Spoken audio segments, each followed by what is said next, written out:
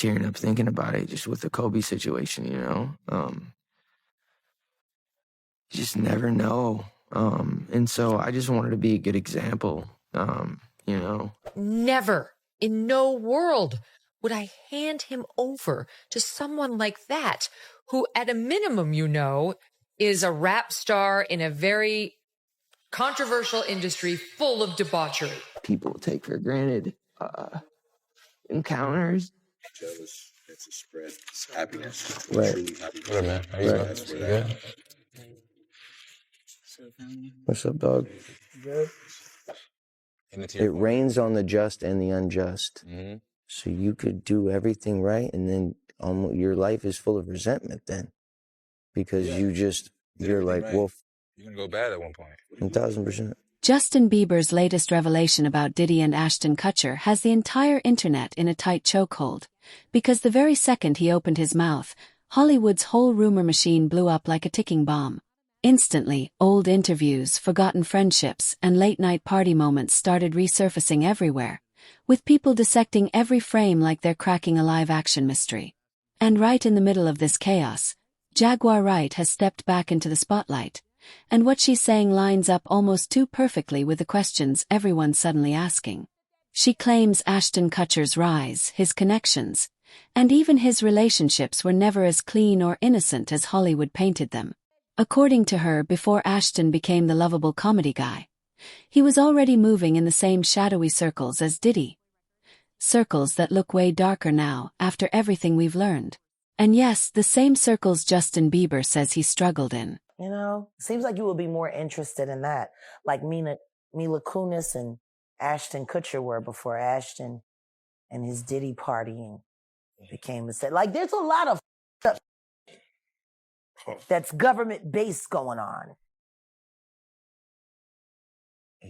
You got Ashton Kutcher in love with Mila Kunis on that 70s show.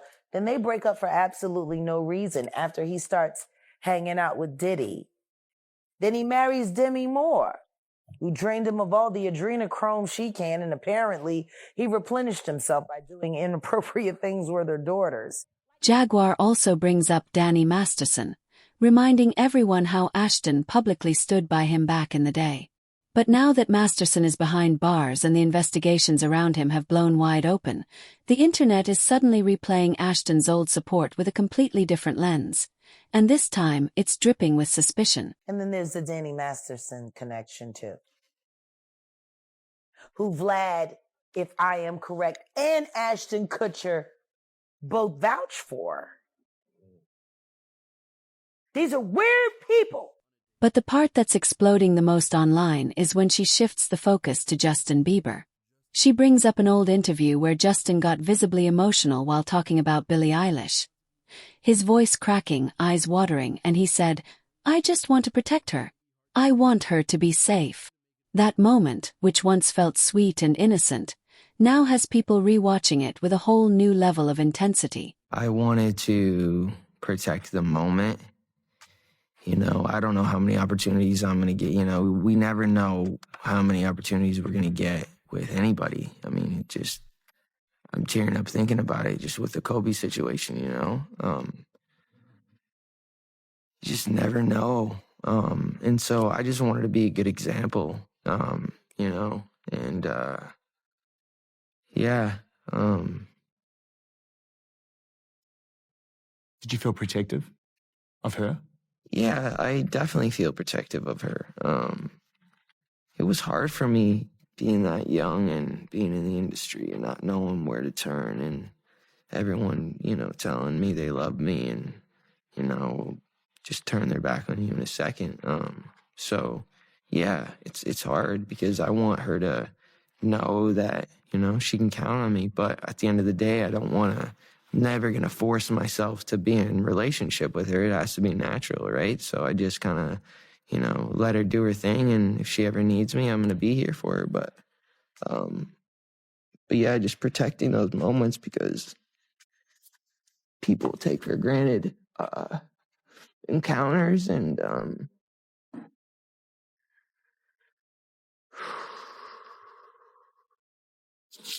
yeah. So yeah. I just want to protect her, you know? I don't want her to lose it. I don't want her to, you know, go through anything I went through. I don't wish that upon anybody. So, yeah, if she ever needs me, I'm just a call away. At the time, everyone assumed he was just being caring. But now, with everything unfolding around Diddy and after what Justin recently revealed publicly, Jaguar says Justin was talking from real experience, that he fully understands how dangerous Hollywood can become for young artists. And with the latest allegations involving minors in Diddy's circle, people online are saying Justin's emotional words might have been a hidden cry for help. What do you think he went through? Because he knows like... what's been happening to Billy. Just like everybody knew what was happening to Millie Bobby Brown girl with Drake. These people are monsters. Before we... You notice Billie Eilish's career has slowed down a little bit. Yeah. Why? She had that Bond movie song she was doing. So now, because I think if a victim comes out against Usher, it'll show how egregious this shit is. Because if he can be a predator, then anybody can be a predator. Can't smile in your face the whole time. You feel what I'm saying? Like, people look at Usher, they don't see that. They're not seeing the victim. They're not seeing that boy that got rushed to the hospital. They're not seeing what the intentions was in his heart when he took Justin Bieber there. Oh. Let's be honest. He took Justin Bieber there. Diddy had been trying to get to Bieber for a minute. And his management was backing him off. But it wasn't until Usher took over management and had guardianship and gave temporary guardianship to the diddler for 48 hours. Think about that. It all connects to the same idea. Nothing in Hollywood is ever random. Everything is calculated. And the ones with power often target the ones who can't defend themselves. Which, in this case, was a very young and barely protected Justin Bieber. I have been holding back tears watching all of the Justin Bieber clips that have been floating around. I've watched every single one of them. Yeah. Every single one, and boy, they all look disgusting. Yeah. And this is exactly why Justin Bieber's new statement is blowing up everywhere. He said the allegations linking him to anything involving Diddy's reported crimes are completely false. He explained that he pulled back from fame because he wanted a quieter life, a safer life, and didn't want to take attention away from the victims coming forward. But instead of calming the internet, his statement did the opposite. It made people dig even deeper because now everyone is asking why Justin felt the need to speak at all. Why now? And was he trying to protect himself? Or trying to protect someone else? I think Ashton Kutcher is problematic because if you recall, he and his wife defended Danny Masterson, who was a serial rapist and was convicted of rape. I think he's away for life. They wrote letters to the judge. That's right. Saying they would let Danny watch their daughter alone. I mean, vile. I don't trust that guy at all. With Usher and Bieber, hypothetically, we don't know anything, but were they victimized by Diddy at young ages? You know, you just never know what was done to them. What was done to him? His parents threw him to the wolves, literally. What mother would give her 15-year-old over to Sean Combs for a weekend? Who would do that? No matter how badly your son and you want him to become a star. Did we learn nothing from Michael Jackson? Yeah, right. You know, when that documentary, that HBO documentary came out, which I could only watch the first part of it because it was so dark and so upsetting, because it was just all of these mothers feeding their young sons, knowing what was going on most likely, and they didn't care. And the damage is lifelong. And this is a betrayal on so many levels. But watching that, I was having the same thought. Like, what mother is giving their 15-year-old boy over to a grown man for 48 hours to go buck wild? Like, I have a son who is turning 15 in a week. 15 is young. They're young. These are not men yet. They are still boys figuring it all out. Even if you have a mature, really smart, awesome one like I do, never, in no world, would I hand him over to someone like that, who at a minimum, is a rap star in a very controversial industry full of debauchery. Some people believe Justin is trying to separate himself from anyone connected to Diddy before things spiral even further. Others think he's holding back, hinting that he knows far more than he's willing to reveal publicly. And Jaguar Wright's comments are only adding more fuel, especially her claim that young stars witness things they can't speak about until many years later. Justin Bieber's new statement had already thrown gasoline on a burning fire. But when Candace Owens stepped in, everything shifted from online chatter to a full-scale cultural earthquake. Because instead of repeating rumors, Candace said she had something she called a God thing. I have another crazy inside Hollywood scoop for you guys today, this time pertaining to Justin Bieber. This is crazy. Daily Mail, last 48 hours. Here are some headlines. Inside Kendall and Kylie Jenner's desperate attempts to help Hailey and Justin Bieber amid split speculation. Justin Bieber reacts to wife Hailey hitting an event without him amid rumors of a marriage breakdown. I'm told that Justin Bieber, just like Michael Jackson, is engaged in a war against musical executives, except the musical executives have gotten smarter over time. He wants out of Hollywood. He does not care about the money. He wants out. It is the same war which was fought by Michael Jackson. It is the same war which was fought by Ye. Okay. The talent is you, Justin Bieber. And if you are wanting to, as you have demonstrated, lean into this next phase of your life where it is about family and it is about Christ, then know that there is absolutely nothing that can stop you. Just speak. Literally, I am begging you. Forget the contracts, violate them all. We're coming to the courtroom with you. Just speak. You have the strength to do that. Justin Bieber. So what is your take there? He's not going after the whole industry. It really feels like this one is kind of Scooter specifically taking personal offense to what's going on here. And Scooter kind of got trapped in the middle of this deal with Hybe. Let's discuss a bit about the deal with Hybe.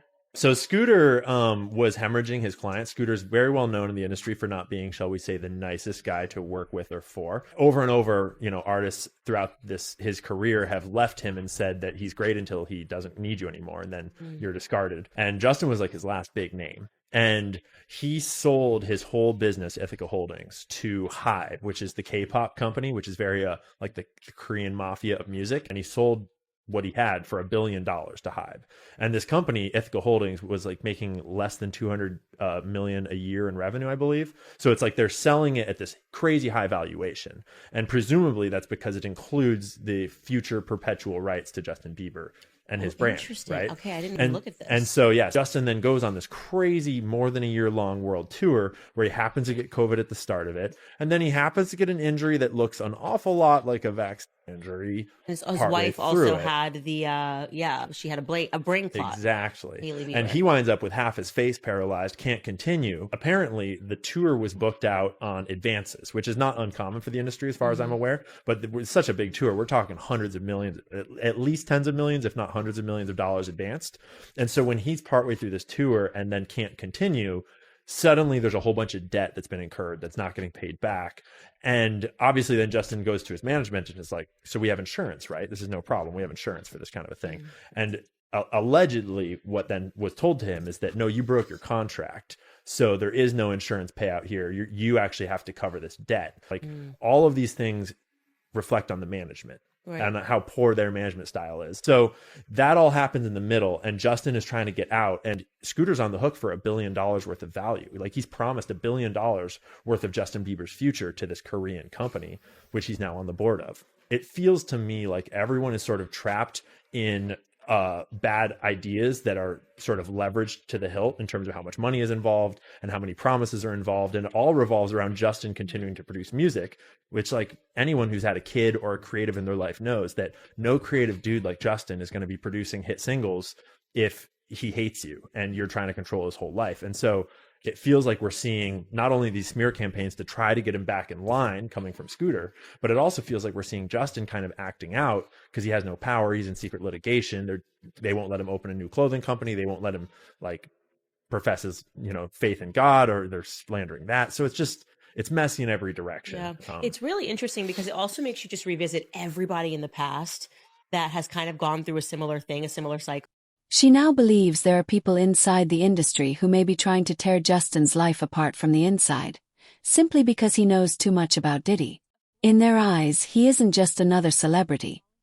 He's a ticking time bomb. It's been long suspected, since it happened, that Diddy had something to do with the death of his ex-partner and the mother to his children, a woman named Kim Porter. Now, what happened was she mysteriously died of pneumonia at the age of 47. It was just announced yesterday that Kim Porter's book is being published. It's a 60-page book entitled Kim's Lost Words. Porter allegedly recounts discovering and making copies of the tapes that Diddy made of himself having sex with young boys that he was managing, including an alleged tape involving an 18-year-old pop star. And what has come on the heels of this is people unearthing videos of Justin Bieber. Oh, act different, huh? You ain't been calling me and hanging out the way we used to hang out. Justin Bieber was, in my view, a child victim. I want to make sure people remember that and give him the grace as someone who has somehow survived this. Justin entered Hollywood full of innocence, but over time the world watched him break down, canceling shows, crying on camera, disappearing for months, only to resurface looking drained, exhausted, and overwhelmed. Candace explained that many write it off as the pressures of fame, but she believes it runs much deeper, something orchestrated and controlled. And the thing is, she isn't the only one spilling inside details about what really happened to Justin Bieber. While Candace focused on Hollywood's psychological games, a former artist named Freddie P., who worked under Diddy, stepped forward with his own explosive claims. Freddie brought up a question no one had dared to ask before. Why was Diddy so attached to his stepson? It's more deeper questions that I be wanting to know, like, why were you so infatuated with a child that wasn't yours? Were you grooming that little boy? I don't even want to start those conversations because that's not your child. You know what I'm saying? And for you to keep him that close, it's like you kept him that close because he might got your secrets because he's not your child. So if he's not your child and you that type of person with that type of character, you don't mind actually doing it to him when he finally reaches a certain age because he's not yours. And you know in your mind he's not yours. And now you keep him real close to you. You make sure he don't go to his daddy. Why? You make sure he's separated with him and you provide him with everything he wants. Why? You got one of them little Michael Jackson secrets. He got one of them secrets that he can't tell nobody because his legacy, his manhood gonna be, and not only that, his brother no gonna look at him crazy. Only Puffy know, only God and Puffy. Quincy, right? I don't know. All I'm gonna say is, I don't know. Albie Short son? All I'm gonna say is, who's infatuated with another man's son now, like that? Like that seemed like grooming to me. That's his daughter's brothers. Get the fuck out of here, huh? Plenty of daughters got brothers. Go show one man that do it. That ain't in the household with him. Like I'm saying, like I'm not married to your mother. If I'm married to your mother, then yeah, fuck your daddy. You know what I'm saying? He wasn't there. I'm here. But I'm not married to your mother. You actually my stepson. I keep you with me. I treat you like what for? Then Freddie brought up Justin Bieber directly. He said he'd seen videos of Justin around Diddy, and Justin always looked tense, like he didn't even want to be there. I want to know what Justin Bieber knows about all this. I want to know Justin Bieber. Look at how his whole life changed. That man is terrified of Puffy. I've seen the videos. I'm in the streets, dog, people like us, we know real fear. What happened to his number? He's like, I lost it. You can see the fear on him. Think about all the white folks who've been at those parties. They're scared. They don't roll around crowds with guys holding guns. When they get slapped in the mouth at a party for being too high, they stay quiet. You get what I'm saying? Think of all these people who've been terrified for years. Everybody. But see, people don't understand. I can say this because I've been saying it while he was still out. I'm one of the few who's been calling this out for years. I ain't scared of who. I've been saying it. I'm not scared of you. I'm not saying I'm tough or anything, but I got the right to speak. I'm not trying to kick him while he's down. I've been looking into this camera for the longest time saying I don't like you, I don't like the people around you, and I don't like what you did to me. I woke up at 40 with no home, nothing to show.